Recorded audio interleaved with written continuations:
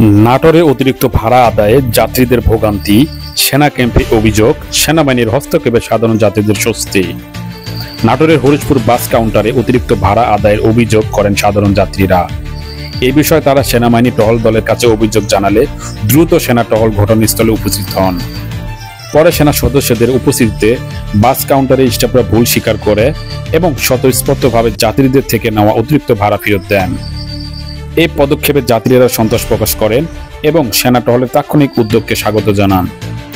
স্থানীয়রা জানান, ঈদের ছুটির সময় এ ধরনের অতিরিক্ত ভাড়া আদায় প্রায় হয়ে থাকে। সেনাবাহিনীর উপস্থিতি থাকায় এবার দ্রুত সমাধান সম্ভব হয়েছে বলে তারা মত প্রকাশ করেন। নাটোর জেলায় যাত্রীদের কাছ থেকেই হয়রানিমূলক অভিযোগ পেয়ে তাৎক্ষণিক উদ্যোগ গ্রহণ করছেন বাংলাদেশ সেনাবাহিনী।